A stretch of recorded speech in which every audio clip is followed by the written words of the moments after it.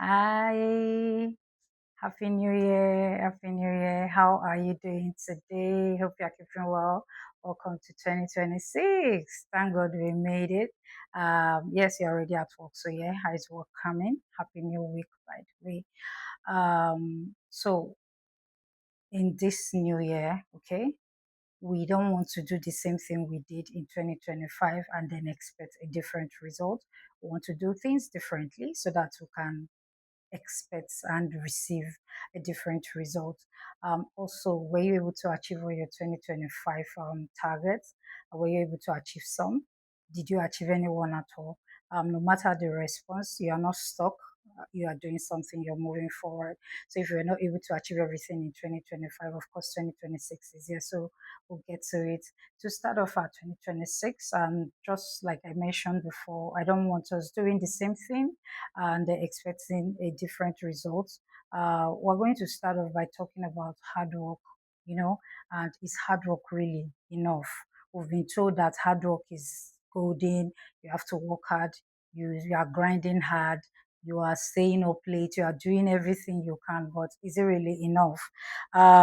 First of all, why is hard work, working hard, why isn't it enough anymore? The first thing first is to know that visibility matters more than ever. It's not about, oh, I resumed 7 a.m. I was the last to leave the office. I did this, I did that. Who saw you? Did anybody see you? You can work tirelessly, but if nobody knows what you're doing, if nobody sees the value of what you are doing, let's be honest, you are really not doing anything. It's not about bragging, okay? But strategic positioning is very, very important.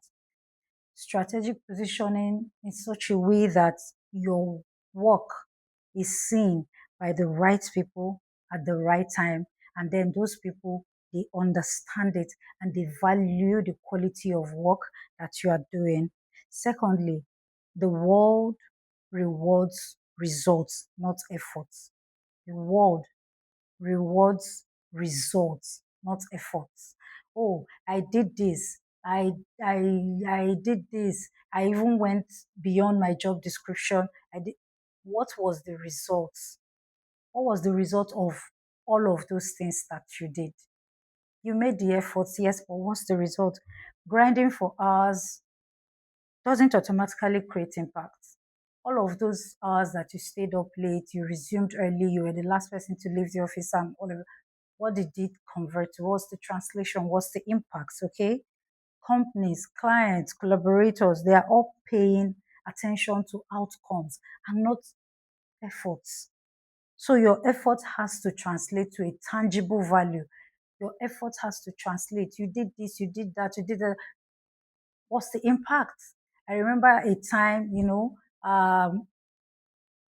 one company I had worked in, and this person kept saying, "No, I'm always tired. I was in the studio for so number of hours." Months on months on months, the studio made zero naira. What were you doing in the studio? Because you spent more than 40 hours a week in the studio. But month on month, what was the revenue? It was zero. That's what impact is about. You made the effort. What is the impact? And thirdly, hard work without direction leads to burnt out. You are just going, you're working hard. There's no direction. Today you are operations, tomorrow admin, next tomorrow HR, the other day finance. You are everywhere. Which career path are you charting? Like really, what direction are you going? Okay. Working non-stop without a plan is exhausting and it doesn't move you forward. Like I said, today you are here, tomorrow you are there. Where exactly are you? Energy is finite, and spinning your wheels can make you feel stuck. When you are giving it your all, you are here, you are there, you are there, you are just everywhere. Of course, definitely, you are going to be burnt out. You need to work smarter, you need to work faster, and you have to be more intentional. Okay. So if hard work isn't enough, what is? How do you make your effort count? Let's give you a roadmap. Prioritize high impact activities. Not all tasks are created equally. Find the 20% of your work that produces 80% of your results and focus there. Find the work, find the 20% of your work, 20% of your work that produces 80% result and focus there.